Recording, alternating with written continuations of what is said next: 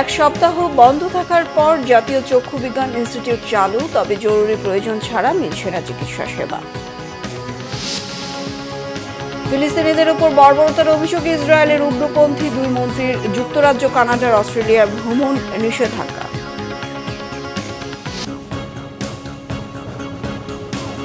দেখছিলেন crown cement সংবাদ শিরোনাম। ঈদের পর পঞ্চম দিনেও কমলাপুর রেলওয়ে স্টেশনে যাত্রীদের ভিড় চোখে পড়ার মতো, তবে ফেরার চেয়ে ঢাকা ছাড়ার যাত্রীর সংখ্যাই বেশি। এবারের ঈদে লম্বা ছুটি থাকায় অনেকেই ঢাকায় ঈদ করে এখন বাড়ি যাচ্ছেন কিংবা বেড়াতে যাচ্ছেন ঢাকার বাইরে। স্বস্তিতে বাড়ি ফিরতে ঈদের পর ঢাকা ছাড়ছেন তারা। কমলাপুরে দু ধরনের যাত্রীদেরই ভিড় দেখা গেছে। একটু স্বস্তির যাত্রার জন্য অনেকে ছুটি শেষ হওয়ার আগে ভাগেই ট্রেনে ঢাকায় ফিরেছেন। সকাল থেকে রাজধানীতে ফিরছেন কর্মজীবী মানুষ, তবে ফিরে আসা যাত্রীর সংখ্যা খুব বেশি নয়। এদিকে আবারও করোনা ভাইরাসের সংক্রমণ ছড়াতে শুরু করায় ঈদের পরে ট্রেনে যাত্রায় মাস্ক পরার নির্দেশনা থাকলেও খুব একটা পালন করছেন না যাত্রীরা। স্বাস্থ্যবিধির তোয়াক্কা করছেন না যাত্রী ও ট্রেনের কর্মরতরা। বিএনপির ভারপ্রাপ্ত চেয়ারম্যান তারেক রহমানের সঙ্গে অন্তর্বর্তী সরকারের প্রধান উপদেষ্টা অধ্যাপক ডক্টর মোহাম্মদ ইউনূসের বৈঠক হবে লন্ডনে 13 জুন সকালে। সুনির্দিষ্ট এজেন্ডা নয়, নির্বাচন ও রাজনৈতিক পরিস্থিতি নিয়ে তারা নিজেদের মতো আলোচনা করবেন বলে প্রধান উপদেষ্টা প্রেস সচিব জানিয়েছেন। এছাড়া প্রধান উপদেষ্টার লন্ডন সফরের প্রথম দিনের কার্যক্রম সহ আগামী 3 দিনের কর্মসূচি নিয়ে বিস্তারিত জানান তিনি। রকুনুজ্জামানের রিপোর্টে থাকছে বিস্তারিত। মঙ্গলবার লন্ডনের স্থানীয় সময় সকাল 7:05 এমিরেটস এয়ারলাইন্সের একটি ফ্লাইটে লন্ডনের হিথ্রো বিমানবন্দরে অবতরণ করেন প্রধান উপদেষ্টা। বিমানবন্দরে তাকে স্বাগত জানান যুক্তরাজ্যে বাংলাদেশের হাই কমিশনার আবিদা ইসলাম। সফরের প্রথম দিনে প্রধান উপদেষ্টার সাথে তার লন্ডনের হোটেলে বৈঠক করেন বিমান নির্মাণকারী প্রতিষ্ঠান এয়ারবাসের নির্বাহী vice president outer when words.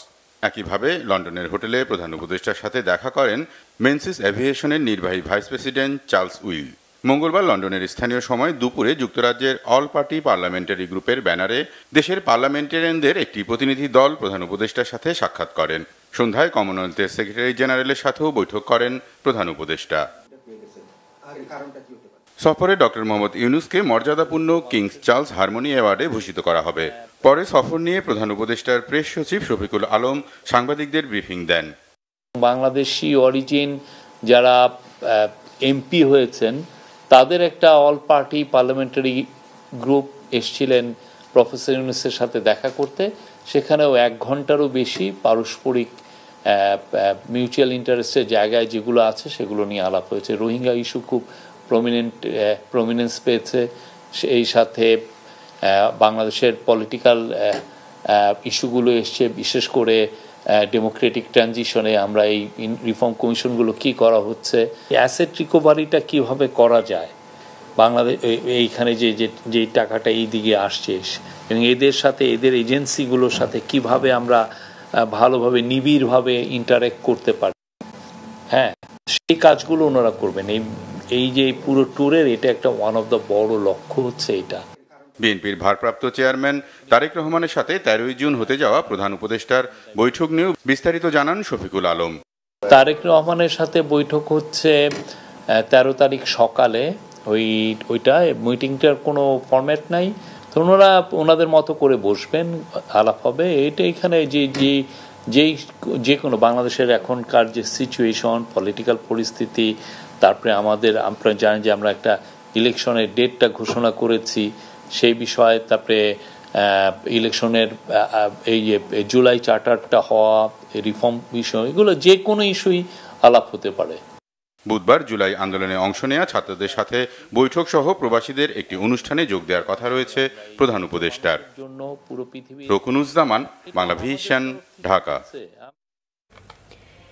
BNP মহাসচিব মির্জা ফখরুল ইসলাম আলমগীর বলেছেন, লন্ডনে বিএনপি ভারপ্রাপ্ত চেয়ারম্যান তারেক রহমান এবং প্রধান উপদেষ্টা ডক্টর মোহাম্মদ ইউনূসের বৈঠকটি হতে পারে টার্নিং পয়েন্ট।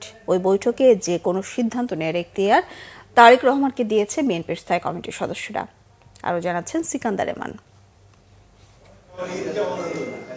ঈদ পরবর্তী গণমাধ্যম কর্মীদের সাথে কথা বলেন বিএনপি মহাসচিব মির্জা ফখরুল ইসলাম আলমগীর। বিএনপি চেয়ারপারসন বেগম খালেদা জিয়ার গুলশান কার্যালয়ে এক অনানুষ্ঠানিক ব্রিফিংয়ে লন্ডনে প্রধান উপদেষ্টার সাথে তারেক রহমানের বৈঠক প্রসঙ্গে কথা বলেন বিএনপি মহাসচিব। এটা বাংলাদেশের যে রাজনৈতিক যে সংকটগুলো আছে এগুলোকে কাটিয়ে উঠতে একটা পজিটিভ ভূমিকা রাখতে পারে এই সাক্ষাৎকারটা।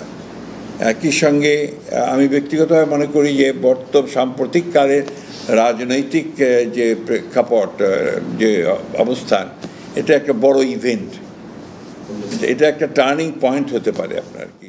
বিএনপি কোনো বিপ্লবী রাজনৈতিক দল নয় জানিয়ে মির্জা ফখরুল বলেন, সবাই একমত হলেই জাতীয় সংসদ নির্বাচন হবে। যে BNP is always ready for election, কারণ এটা নির্বাচনের দল, এটা নির্বাচন করেই ক্ষমতায় যেতে চায়। এই যে আপনার অনেকেই, ভাই আমি তো বিপ্লবী দল নই, খুব পরিষ্কার কথা, আপনারা আমাকে কোট করতে পারেন, আমরা কোনো বিপ্লবী দল নই, আমরা নির্বাচন করেই জনগণের ভোটের মাধ্যমে আমরা ক্ষমতায় যেতে চাই। সুতরাং এই ব্যাপারে তো আপনার আমি কোনো আমাদের কথাগুলো খুব পরিষ্কার আর কি, এবং যখন সবাই চাইবে, একমত হবে, তখন নির্বাচন হবে, অসুবিধা নেই। গণতন্ত্রে ভিন্ন মত থাকবে জানিয়ে বিএনপি মহাসচিব বলেন, আলোচনার মাধ্যমেই সব সমস্যার সমাধান সম্ভব। সুষ্ঠু, অবাধ, নিরপেক্ষ নির্বাচন একমাত্র জায়গা। সিকান্দার রেমান, বাংলাভিশন, ঢাকা। স্বরাষ্ট্র উপদেষ্টা জাহাঙ্গীর আলম চৌধুরী জানিয়েছেন, জুলাই গণহত্যায় মামলার আসামির সংখ্যা বেশি হওয়ায় তদন্ত কার্যক্রম শেষ করতে সময় লাগছে। মঙ্গলবার গাজীপুরে বিভিন্ন থানা পরিদর্শন শেষে সাংবাদিকদের প্রশ্নের জবাবে তিনি এ তথ্য জানান। সাবেক রাষ্ট্রপতি আব্দুল হামিদের দেশ ত্যাগে যে পুলিশ কর্মকর্তারা বরখাস্ত হয়েছিলেন তদন্ত করে বিষয়টি পুনর্বিবেচনার আশ্বাস দিয়েছেন স্বরাষ্ট্র উপদেষ্টা। জানান, মামলা বাণিজ্য ঠেকাতে এরই মধ্যে অনলাইন মামলা পদ্ধতি চালু করা হয়েছে, যার কার্যক্রম শুরু হয়েছে সিলেটে। পাশাপাশি পুলিশের কার্যক্রম সহজ করতে বিভিন্ন পদক্ষেপ নেওয়া হচ্ছে। আবারও মানুষকে উদ্বেগ আর শঙ্কায় ফেলছে করোনার নতুন ভ্যারিয়েন্ট JN1। বিশেষজ্ঞরা জানিয়েছেন, করোনার এই নতুন ধরনটি অতীতের চেয়ে আরও ভয়ঙ্কর। করোনা প্রতিরোধে আগের নেয়া টিকা JN1 প্রতিরোধে সক্ষম নয় বলে জানান তারা। স্বাস্থ্য মন্ত্রণালয়ের পূর্ব প্রস্তুতির পাশাপাশি নিয়মিত মাস্ক ব্যবহার ও স্বাস্থ্যবিধি মেনে না চললে এই নতুন ভ্যারিয়েন্ট হয়ে উঠতে পারে আরও ভয়াবহ। বিস্তারিত থাকছে মহিবুল্লাহ মহিবের রিপোর্টে। 5 বছর আগে বিশ্বজুড়ে ভয়াবহ রূপ নেওয়া করোনা ভাইরাস ফের নতুন রূপে ফিরে আসছে। দক্ষিণ এশিয়ার বিভিন্ন দেশে করোনা সংক্রমণ বাড়তে থাকায় বাংলাদেশেও নেওয়া হয়েছে বাড়তি সতর্কতা। সবাইকে স্বাস্থ্যবিধি মেনে চলার পরামর্শ দিয়েছে সরকার। তবে আগের যে কোনো সময়ের তুলনায় মানুষ এখন বেশি সচেতন। রাজধানী ঘুরে দেখা গেছে সাধারণ মানুষের মধ্যে মাস্ক পরার প্রবণতা নতুন করে বাড়ছে। নতুন করে আবার করোনা ভাইরাস নাকি আসতেছি শুনলাম, হয়তো এতটা হবে না, তারপরে আমরা সচেতন হওয়ার জন্য পড়া শুরু করতেছি আর কি। আমরা সচেতন হওয়ার জন্য পড়তেছি মাস্ক, তাতে করে আমাদের ছড়াছড়ি না হয় জীবাণুটা। আমাদেরকে আগের মতো সচেতন হতে হবে, জনসমাগম এড়িয়ে চলতে হবে, সবাইকে মাস্ক পরতে হবে, আর সিমটমগুলো যখনই দেখা দেয় তখনই আমাদের ডাক্তারের পরামর্শ নিতে হবে। হ্যাঁ, অবশ্যই আমরা তো আতঙ্কেই আছি, তাই না? কারণ আমরা 19 সালে দেখছি যে কিভাবে আমরা সবাই ঘরবন্দি হয়ে গেছিলাম। আমরা যদি আবার আগের মতো সচেতন হই, ইনশাল্লাহ কোনো সমস্যা থাকবে না। করোনা সংক্রমণ না হলে সব জায়গায় আমাদের মাস্ক পরে থাকা উচিত, সতর্কতা অবলম্বন করা উচিত।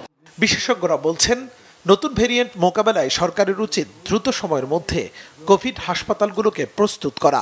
করোনার নতুন টিকা সংগ্রহের পাশাপাশি এই রোগ শনাক্তের কিটগুলো নতুন করে তৈরির পরামর্শ দেন তারা। দুটো জিনিস বৈশিষ্ট্য দেখা যাচ্ছে, একটা হলো যে ছড়াচ্ছে বেশি, আর 2 নম্বর হলো যে আগের যে টিকাগুলো আছে সেই প্রতিরোধ ক্ষমতাকে পাশ কাটাতে পারে। তো এই 2টা বৈশিষ্ট্যের কারণে এইটা একটু বাড়তে পারে বলে আমাদের একটা আশঙ্কা হচ্ছে। যে ভ্যাকসিন দিয়ে এটা প্রতিরোধ করার জন্য আমরা শুধু না, আমাদের মতো অনেক দেশই পারবে না। সেক্ষেত্রে আমাদের নন ফার্মাসিউটিক্যাল যেগুলো প্রিভেনশন আছে এগুলোতে মনোযোগ দিতে হবে। এর মধ্যে একটা হলো সার্ভিলেন্স করতে হবে। সার্ভিলেন্স করে আমাদের বুঝতে হবে এটার পরিস্থিতিটা কী। মাস্ক পরা, বাইরে থেকে এসে সাবান দিয়ে হাত ধোয়া, যারা ঝুঁকিপূর্ণ মানুষ তারা অধিক জনসমাগম হয় এরকম জায়গায় না যাওয়া। জনস্বাস্থ্য বিশেষজ্ঞ অধ্যাপক ডাক্তার বেনজির আহমেদ জানান, নতুন এই ধরনটি সংক্রামিত করার ক্ষমতা অনেক বেশি হলেও রোগের তীব্রতা কম। তবে অসাবধানতায় এটি যে কোনো সময় শক্তিশালী হয়ে উঠতে পারে। এই সরকারকে প্রস্তুতি নিতে হবে যে যেমন ধরনের জন্য রিয়েজেন্ট লাগবে যদি রোগ শনাক্ত করতে চাই আমরা, পিসিআর মেশিনগুলো ঠিক আছে কিনা সেগুলো দেখতে হবে। আমাদের এটা যদি জেনোম সিকোয়েন্সিং করতে হয় তার প্রস্তুতি লাগবে। আবার ধরেন যদি রুগীদের চিকিৎসা করতে হয় তার জন্য যে ভেন্টিলেটর বা অক্সিজেনের ব্যবস্থা সেগুলো এর মধ্যে পরীক্ষা করে ফেলতে হবে যে ঠিক আছে কিনা, এবং প্রয়োজনে কোনোটা সার্ভিসিং করা এগুলো করে ফেলতে হবে। তো এখন সরকারের অনেক উদ্যোগ দরকার। স্বাস্থ্য মন্ত্রণালয়, অধিদপ্তর তারা উদ্যোগ নিয়ে এই প্রস্তুতিগুলো নিলে আমরা মানে পরিস্থিতি যাই হোক আমরা সেটা মোকাবেলা করতে পারবো। আর যদি আমরা প্রস্তুতি না নেই তাহলে সামান্য পরিস্থিতিতেও আমরা খাবো। সম্প্রতি দেশে আবারও নতুন করে বাড়তে শুরু হয়েছে করোনার সংক্রমণ। ভাইরাসটির নতুন এই ধরন শনাক্ত হওয়ায় এবং আক্রান্তের সংখ্যা বাড়ায় জনমনে দেখা দিয়েছে উদ্বেগ। মুহিবুল্লাহ মুহিব, বাংলা ভিশন, ঢাকা। পবিত্র হজ ব্রত পালন শেষে দেশে ফিরতে শুরু করেছেন হাজিরা। মঙ্গলবার প্রথম দিনে নির্ধারিত 7টি ফ্লাইটে 2500-এরও বেশি যাত্রী দেশে ফিরেছেন। প্রথম ফ্লাইটে ঢাকায় এসেছেন 369 জন হাজি। দেশে ফেরা যাত্রীরা সন্তোষ জানালেন হজের সামগ্রিক ব্যবস্থাপনায়। দেশ ও দেশের মানুষের এবং মুসলিম উম্মার সমৃদ্ধি কামনায় মহান আল্লাহর কাছে দোয়া চেয়েছেন বলে জানিয়েছেন হাজিরা। আহমেদ সরোয়ারের রিপোর্ট।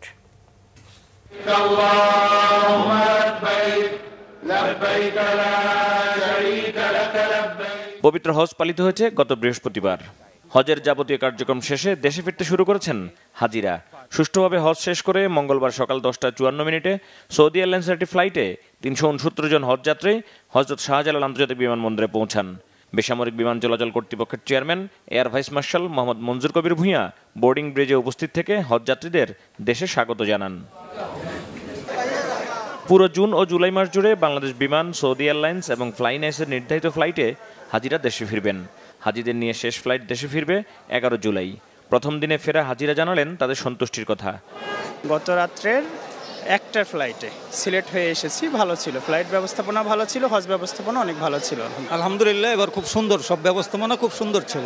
আপনার আসা যাওয়া ভালোই হয়েছে, খারাপ না। কিন্তু কষ্ট হয়েছে একটু, আমি অসুস্থ মানুষ, কিডনিতে হাত পারেন, আমার ওই জামরায় গিয়া পাথর মারতে গিয়ে আমার হিট স্ট্রোক হয়েছিল। শুধু নিজের নয়, মহান আল্লাহর দরবারে দেশ ও দেশবাসীর জন্য দোয়া করেছেন হাজিরা।